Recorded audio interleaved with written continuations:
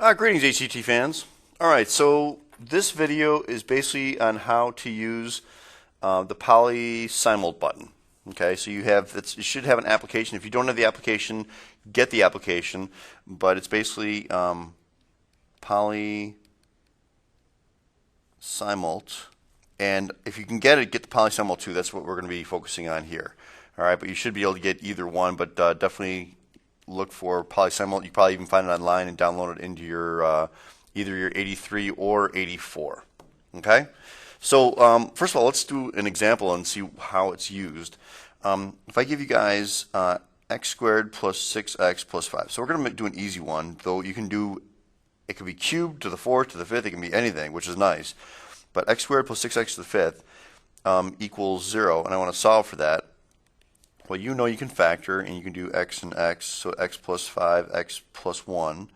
So we get x equals -5 and x equals -1, right? Those are the answers. Well, let's use our calculator to figure this out. So I'm going to pull up my 84, and I want to go to Applications. Okay, and PolySimult is a little bit further down there, so we can actually use alpha 8. So it takes us to the P's. Right, that's the green letter, so for PolySimult. And I have, go down here and choose it now. Okay, PolySimult 2, PLYSMLT2, and hit enter. Okay, so hit enter again to start up, and what we're going to do is, this is called Polyroot Finder, number 1. So hit enter, and see it says the order. So order 2 means it's x squared. Order 3 would be x cubed. Order 4, x to the 4th, etc. You want to leave it in real and fraction. I think that's fine. Everything else should be okay. And then I go to next, which is hitting right below that word next is graph. So you hit the graph, which is next. And then it allows you to type in your coefficients. So because it's x squared, it's ax squared, and then ax, and then a as the constant. So for this one that we have here, we're going to type in 1, and then 6, and then 5. Oops. 6 and then 5. Okay? So you have 1, 6, and 5 here, and then it's easy. Hit solve, which is, again, under the solve is the graph. So watch that. It should be -5 and -1. Voila. -5 and -1. Really, really convenient. Okay, when you're trying to find roots of an equation, it's just an awesome tool. Okay, all right, so let's do another one here real quickly using simultaneous, because it's called PolySimult, so it's simultaneous equations. So if I give you, and that's like solving systems of equations. Okay, so let's start out with an equation here. We have 2x plus 3y equals 19.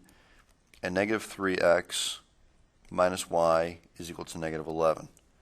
All right, so solve it by hand first. Multiply this one by 3. Okay, so we get 2x plus 3y equals 19, and -9x minus 3y equals -33. So the y's cancel. We get -7x is equal to -14. Divide by -7, x equals 2. And then we plug it back into one of the two equations on top. So I'm going to plug it into the top one. I get 2 times 2 plus 3y equals 19. So 3y, I'm going to subtract 4 from both sides. I get 15, so I get y is equal to 5. So my answer to this problem is 2, 5. You know, that took about 2 minutes to figure that out. All right. Well, let's look at our graphing calculator and type that in. So we go to main menu if you're not already in it. So you hit main, which is the y equals. And I want to go to simultaneous equation solver, so number 2. And here it is, number of equations and number of unknowns. That's kind of nice. So I have 2 equations and 2 unknowns. Everything else you just leave normal. I do next. This gives me my matrices to type in my leading coefficients. So for the first one is 2, 3, and then 19. So it's 2. Every time you hit enter, it goes to the right. 2, 3, and 19.